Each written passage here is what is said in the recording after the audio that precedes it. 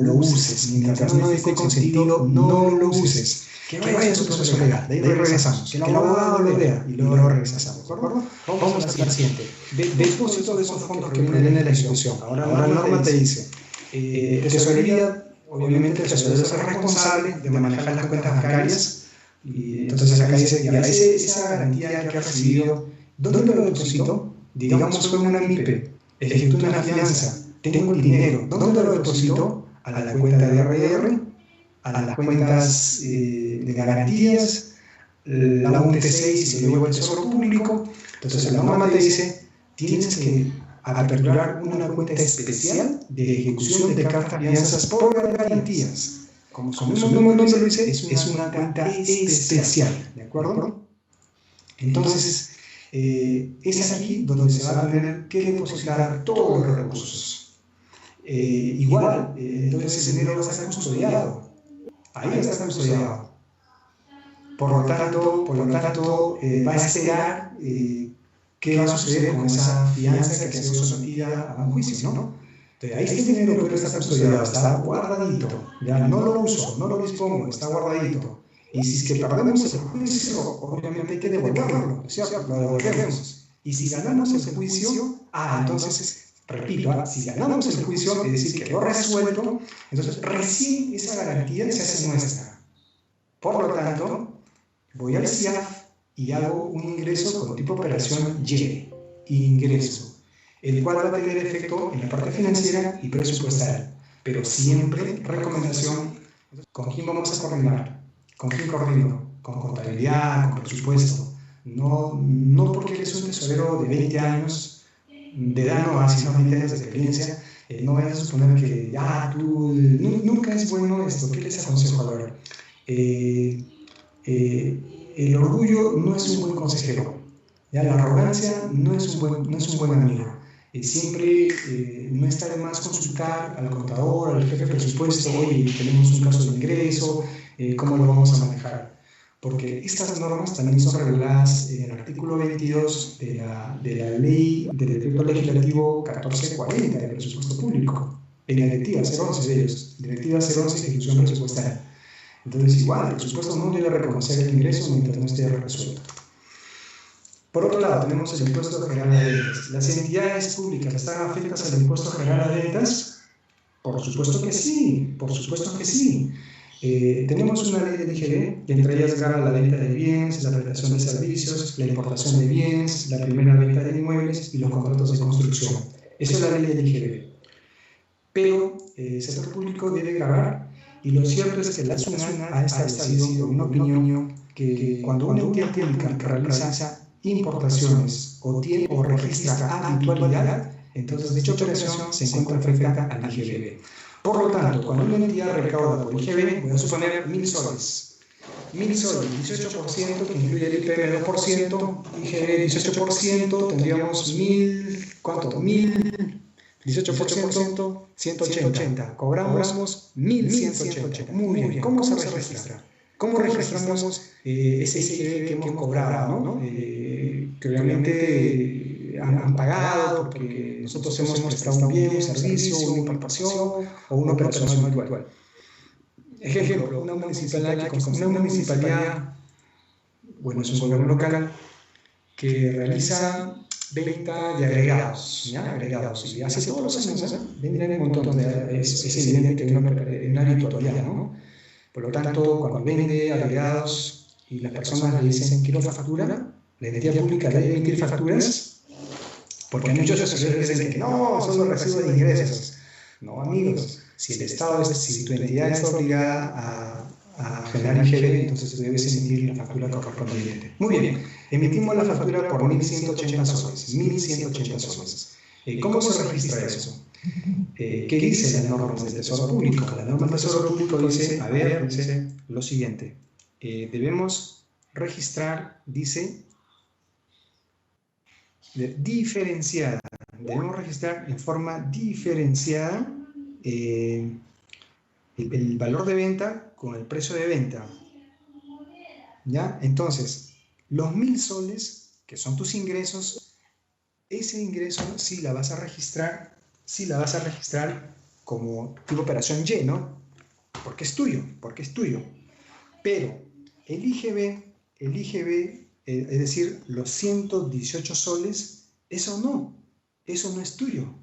Por lo tanto, eso no lo vas a ingresar con tipo operación Y, sino en el CIAF registrarás un tipo operación YG, y vas a usar el código 0000, opción 597, ¿de acuerdo? 597. Entonces, el 18% no es tu ingreso, no es tu ingreso, solamente se registra el 30%. Eso es lo que dice la norma del Tesoro Público. Y cuando cuando pagas el IGB, vas a usar un tipo de operación igual YG y el código 000591 para el pago del IGB, ¿de acuerdo? Entonces, eso también tengan bastante cuidado. Son normas que se han establecido en esta directiva. Asimismo, las entidades públicas realizan devoluciones de ingresos recaudados. ¿Cómo se maneja esto? A ver, básicamente nosotros vamos a devolver dos aspectos, ¿no?, a tener en cuenta. Devoluciones de ingresos que se realizan en el presente año y devoluciones de ingresos que capté en años anteriores. Ejemplo, en enero de este año recaudé 1.000 soles, pero resulta que con exceso, en vez de 1.000 debió ser solo 100 soles. Me equivoqué. Entonces la persona reclama y dice, señores, devuélvanme. Muy bien, señor, entonces usted está en todo su derecho y tenemos que devolverle. No como aquellos tesoreros que dicen, no, si te equivocaste, piña, pues, ¿no? Ya ese es un dinero para el Estado, fue un error. No, amigos, tenemos que ser leales en todas las operaciones.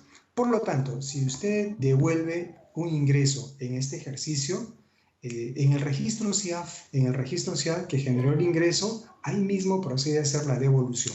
Como que es sencillo la cosa, ¿no? Y entonces vamos al sistema y hacemos una operación. Consulta, ¿cómo lo devuelvo? ¿Con qué tipo, con qué medio de pago? CCI, cheque. Ajá. Entonces, miren, la respuesta es esta, ¿no? Tranquilamente podría decir un cheque, pero sale la directiva 02, la RD 02/2020, que más adelante lo vamos a ver, y vamos a ver cómo se debe devolver, ¿de acuerdo? Ya, dejamos ahí. Ahora, ¿qué pasa cuando yo voy a devolver ingresos de años anteriores? El año pasado recaudé 10.000 por impuesto alcabala, pero calculamos mal, solo debió ser 8.500. Entonces la persona viene y dice, devuélvame, 1.500 he pagado en exceso.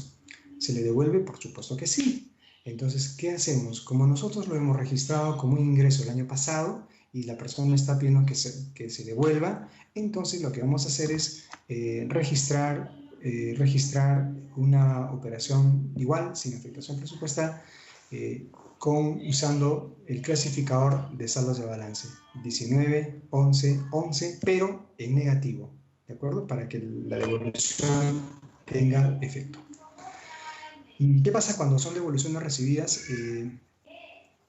de fuentes distintas a los recursos ordinarios, ¿no?, que se administran en la cuenta única del Tesoro Público? Bueno, como es a la CUT, se genera un T6, igual se hace la devolución, ¿ya?, a favor del Tesoro Público. Ahora, luego tenemos el registro de los gastos, ¿no? ¿Cómo se registra? ¿Qué alcances tenemos para saber determinar los saldos de balance, que muchas veces es un dolor de cabeza en la gestión pública? Y acá, bueno, pues el tesorero es quien registra todos los ingresos, hace los giros, y por eso tiene esta responsabilidad, ¿no? Esta hermosa responsabilidad de determinar los saldos de balance. En el caso de los gastos, ojo, tenemos embargos definitivos, embargos preventivos, depósitos judiciales, cargos por servicios bancarios y anulaciones de devengados de periodos anteriores. Vamos a ver. Cuando se trata de embargos definitivos, es decir, amigos, la cuenta bancaria estuvo trabada en el banco, estuvo trabada en forma de embargo, y bueno, mientras no haya un consentimiento total, entonces ese embargo permanece ahí. Pero ¿qué pasa cuando ya se judicializa? Es decir, ya hay una sentencia en situación de cosa juzgada, o se ha sido manejado por un arbitraje, tenemos el laudo, ¿no?, donde determina que ya prácticamente hemos perdido. Entonces, ese embargo que está en el banco, prácticamente el banco va a entregar al que está reclamando, se lo va a entregar, nosotros perdemos eso, de manera que financieramente está saliendo dinero de la entidad pública. Ojo, como es un embargo definitivo, no hay opción ya a reclamar nada más, porque ya está en definitiva, caso juzgado. Entonces, entonces lo que va a hacer la entidad pública es coordinar, ojo, el tesorero internamente hará un informe, ¿no? Con copia del administrador, pero el jefe de presupuesto tiene que registrar con cargo ese año que se ha ejecutado el embargo, tiene que registrarlo presupuestalmente, porque si no va a haber un desquiebre, ¿no? Financieramente Y no saldría por finalmente, presupuesto nunca. ¿cómo va a ser el nuevo Entonces, sistema de presupuesto tiene que abastecimiento? registrar, Ojo de que todo... tiene que hacer la certificación presupuestal para determinar la salida de dicho recurso. ¿De acuerdo? Eso es lo que dice la norma. Ahora, si el presupuesto luego no quiere, carambas, convocamos un nuevo proceso CAS, ¿no? Mentira, pero lo cierto es que él tiene que afectar pues, el gasto. En cambio, cuando son embargos preventivos, es decir, esto no queda resuelto todavía, entonces solo se registra contablemente. Es decir, usted comunica al contador, amigo tesorero, le dice que tiene una cuenta que está embargada preventivamente para que el tesorero reclasifique la cuenta contable a una cuenta de fondos sujetos a restricción. Ahora, ¿qué pasa por los servicios bancarios? Es decir, algunas entidades públicas todavía manejan cuentas corrientes u otro tipo de cuentas donde mensualmente el banco debita, ¿no? Es decir, nos cobra un mantenimiento de cuenta. El famoso porte, ¿no? El porte básicamente es por el traslado, por todo el movimiento que hace el banco, ¿no? Entonces se paga un porte, mantenimiento, cargos bancarios, etc. Ojo con esto, ¿eh? Tú sabes que tus cuentas bancarias te generan todos los meses, digamos, 150 soles por cargos bancarios. Es un ejemplo, 150 soles por cargos bancarios. Por lo tanto, tú tesorero tienes que tener una programación de todo eso, ¿no? Tú te proyectas y dices, pues, que tu cuenta bancarias generan 150 mensual de mantenimiento. Eso se le informa a presupuesto. ¿Para qué? Para que el presupuestólogo en la PCA haga su programación y certifique la suma de 150 soles mensual por 12 meses, 1.700 o 1.800 creo, para que él pueda tener ya asegurado que tú mensualmente vas a tener que solicitarle para que pueda registrar ese interés. Y por el método del devengado, que es un método muy importante inclusive para la base contable, entonces el interés debe ser reconocido en el periodo que corresponda. Si en enero te cobró el banco, enero, febrero y marzo, en los estados financieros del primer trimestre, debería figurarse ya como gasto los intereses. ¿Ya? Pero muchas veces se ve que el tesorero no lo hace sino al mes siguiente. Eso está mal. La norma te dice en el mismo periodo en que se produce la afectación de los fondos. ¿Ya? Son normas del mismo Tesoro Público.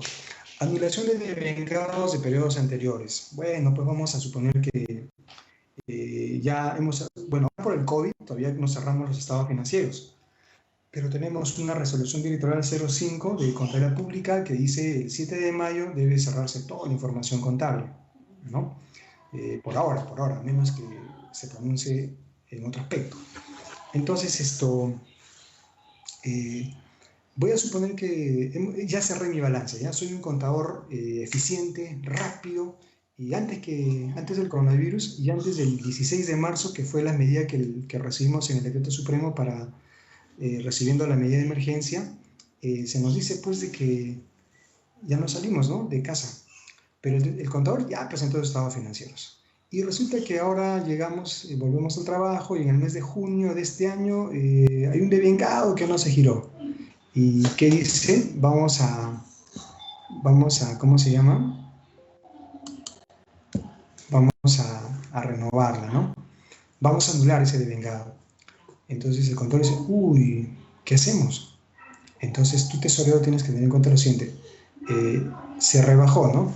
Cuando se realizan anulaciones o rebajas de gastos devengados, en fuentes distintas a RO, la entidad debe proceder también al registro del monto que corresponda en la específica de ingresos al de balance. Ah, mira, ¿cómo es esto? Si el año pasado tú lo registraste como gasto porque estaba devengado, entonces este año te informan que ha sido anulado. Por lo tanto, como tú reflejaste eso como gasto el año anterior, entonces ahora tienes que ingresarlo con cargo a los saldos de balance del presente ejercicio. ¿Ya? Del presente ejercicio va como saldos de balance.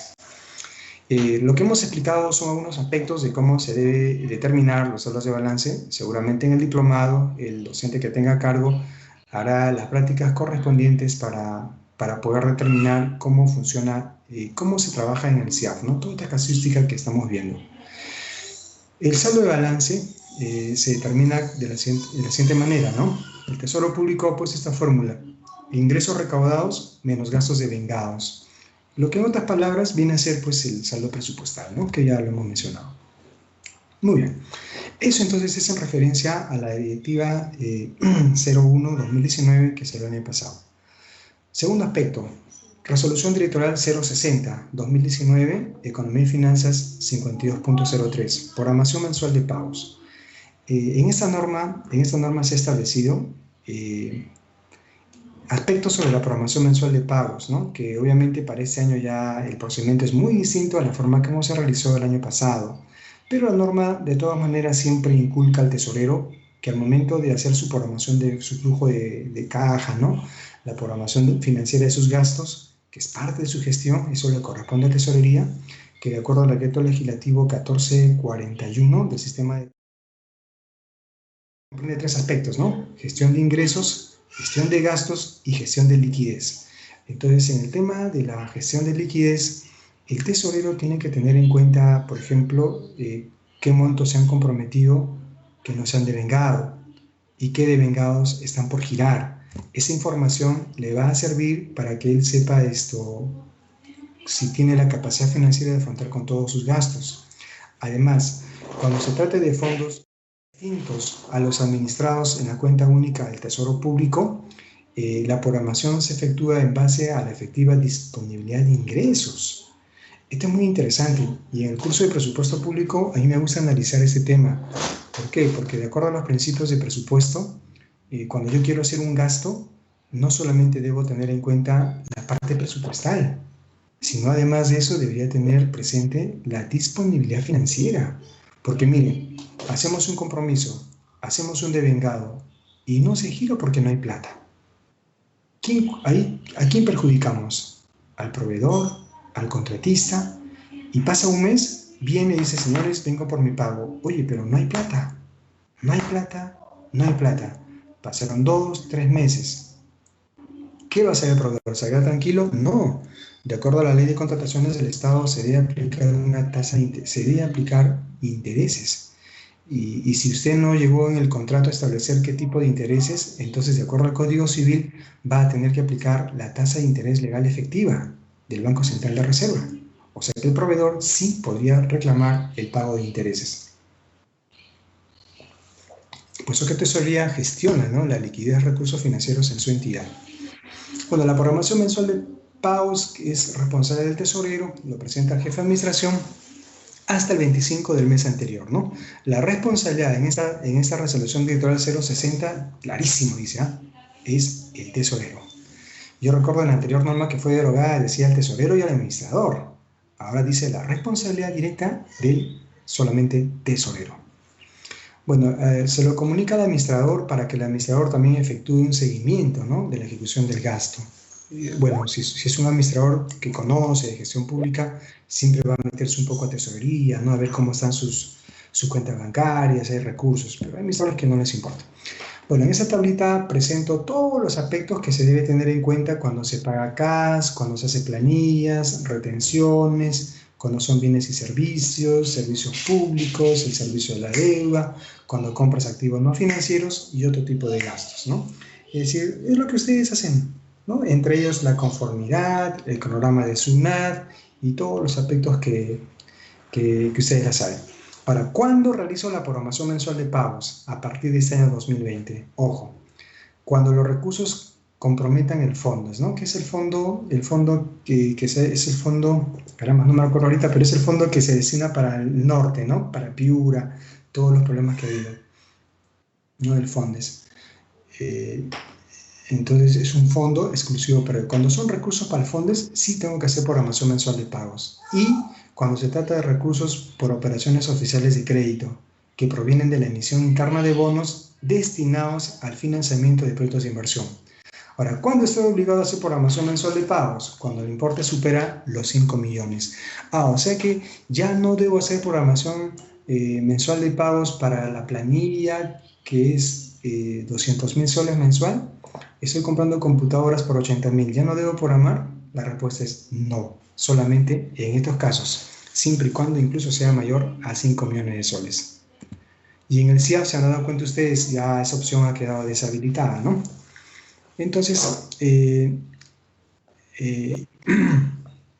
cuando haces tu programación mensual, obviamente hay que detallar la fuente de financiamiento, el rubro y la norma legal en la cual tú recibiste los recursos, ¿no? Ahí tienen un correo en la parte superior para cualquier información respecto a la programación de pagos.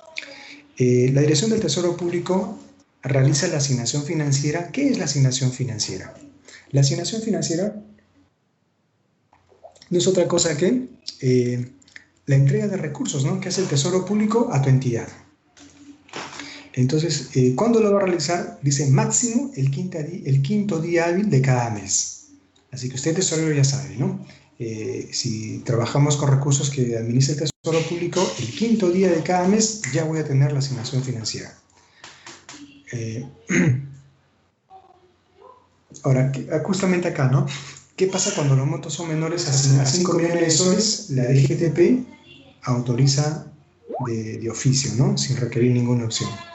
Queda claro que también para aquellas entidades que sí están obligadas a hacer programación de pagos, pueden hacer una ampliación hasta el 15 del mes siguiente, ¿no? 15 días del mes siguiente. Obviamente es indispensable que se haya registrado previamente la fase del devengado. Eso es una condición para solicitar la ampliación. Y lo que me gusta de esta norma es de que se han derogado, miren que se ha derogado, justamente esta RD 060, que rige a partir del 1 de enero de 2020, deroga la resolución directoral 05-2011, que justamente hablaba del calendario de pagos. ¿Ya? Eso ya fue derogado. Además, deroga el artículo 15 de la Directiva de Tesorería 01-2007. ¿Qué es eso? Esto se refiere al campo tratamiento de la mejor fecha en el CIAF. Como ustedes saben, eso no servía para nada. De nada servía poner una fecha de ahí tentativa de pago, cuando al final el campo fecha es la que realmente tenía representación. Entonces, como no tiene sentido, esto se ha retirado. Entonces, esa es, en resumen, la segunda norma que quería mostrarles en esta conferencia, ¿no? Y la tercera tiene que ver con la orden de pago electrónica.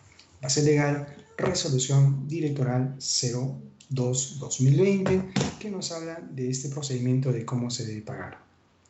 Listo. A partir del 16 de abril, hace pocos días nada más, todas las instituciones públicas que realizan operaciones a través del CIAF utilizan ahora este medio de pago. En resumen, las siglas son OPE. No es OMPE, OPE. ¿Qué significa orden de pago electrónica? El cual es procesado a través del Banco de la Nación y se ejecuta con cargo a todas las fuentes de financiamiento que son administradas y canalizadas a través del Tesoro Público. Es decir, si yo tengo una cuenta en el banco de crédito, no estoy obligado a hacer esta orden de pago electrónica. ¿Por qué? Porque porque esa cuenta que está en el banco de crédito no es administrada por el Tesoro Público. Y seguramente son ingresos, ahora van a ver, son ingresos excepcionales, ¿no? Vamos a ver por qué. Vamos a ver a continuación por qué.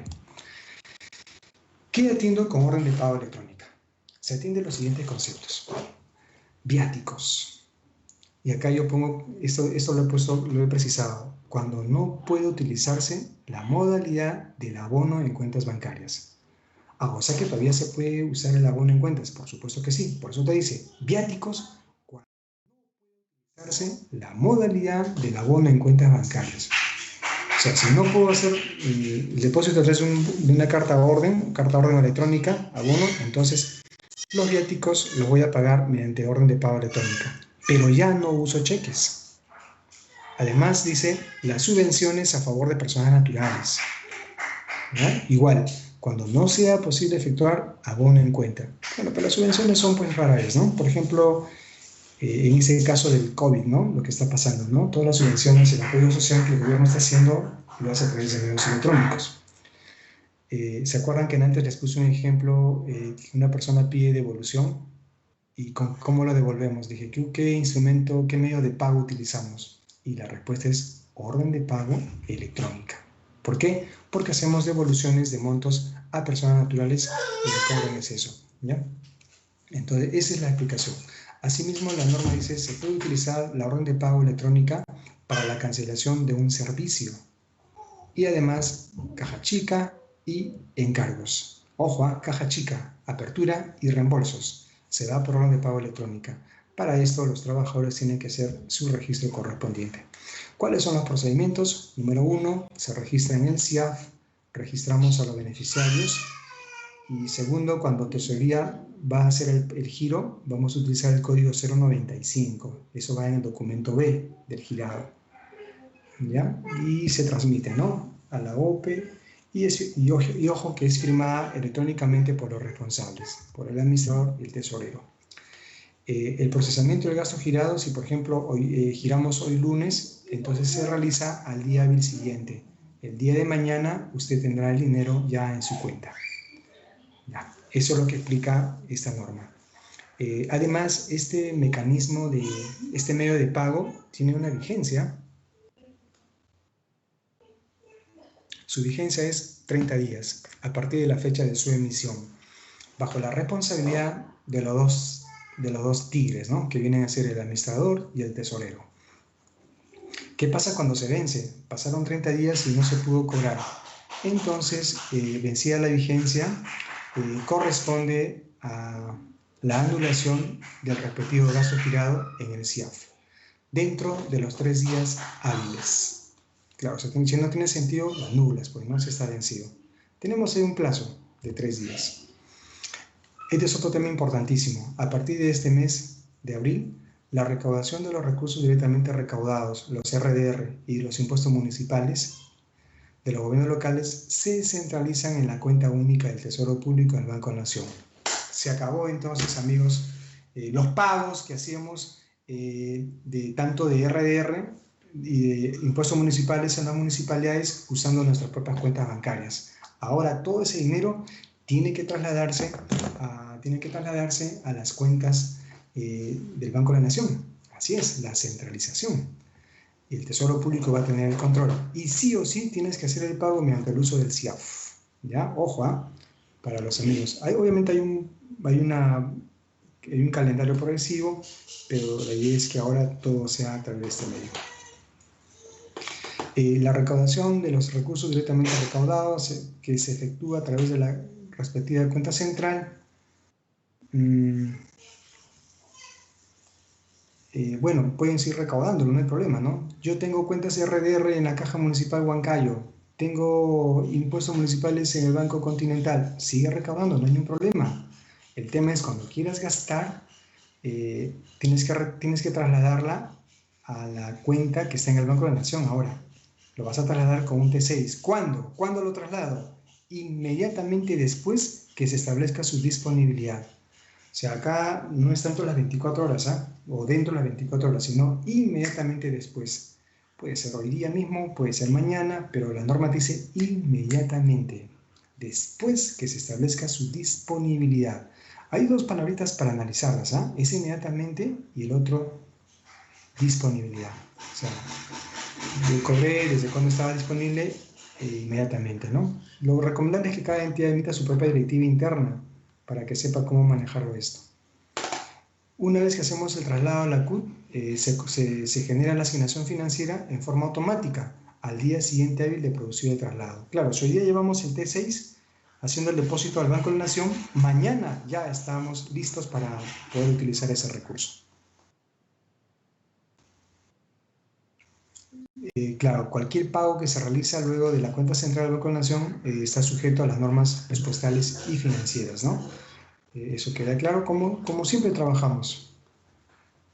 El traslado de los recursos directamente recaudados e impuestos municipales a la CUT constituye requisito indispensable para la autorización de la asignación financiera. Con esto, queridos amigos, se nos da a entender de que si no hacemos el traslado, no vamos a poder pagar, ¿eh? Así seamos amigos de Nadine Heredia, no se va a poder pagar.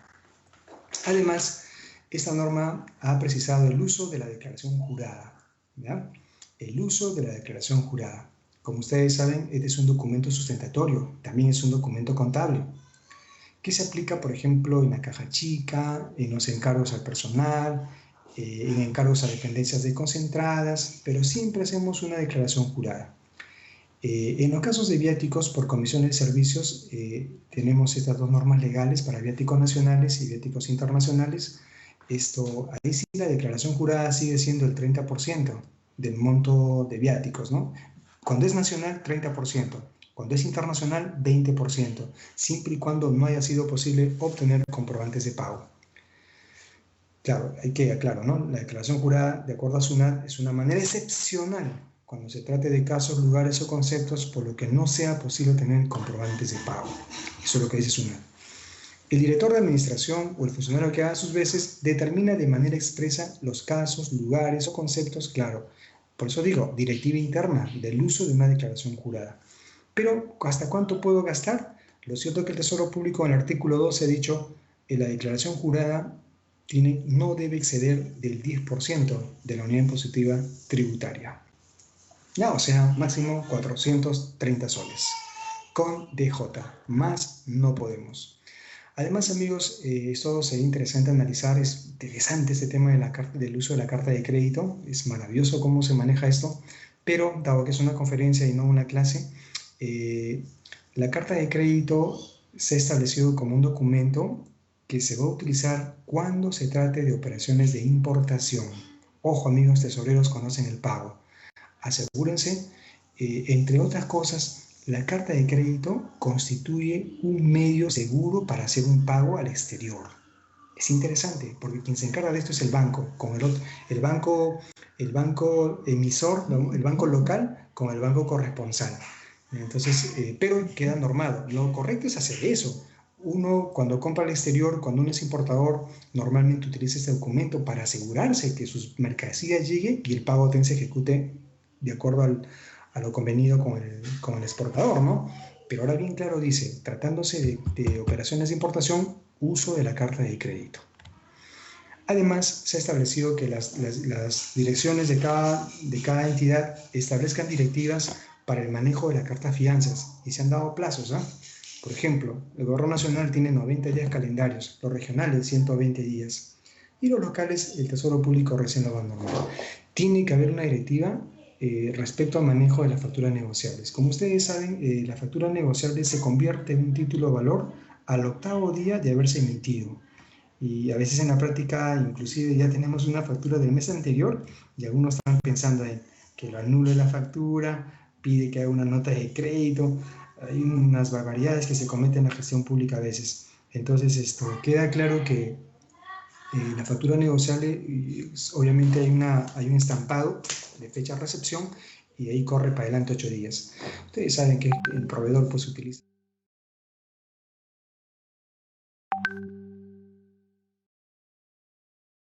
Puede tener su dinero lo más antes posible. Obviamente el factoring le va a cobrar o el banco asegura su liquidez.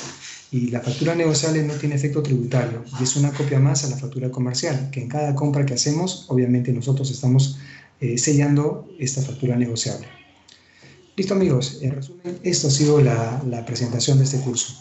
Esta norma, la que estamos viendo, anula, deroga el artículo 31, que decía justamente el uso excepcional de cheques, ¿no?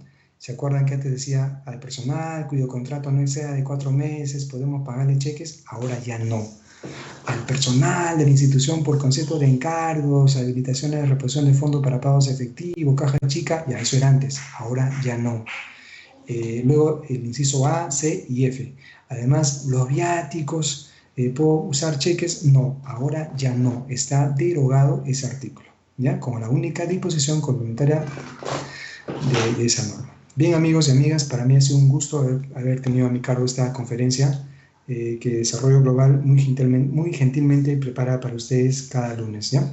Gracias por su atención, ha sido un gusto, cuídense, lávense las manos y no salgan, por favor. Y si salen, usen mascarillas y a 2 metros, porque si al peruano le pides 1 metro, no lo va a entender. Pídele 5 metros para que recién aplique el distanciamiento de 1 metro.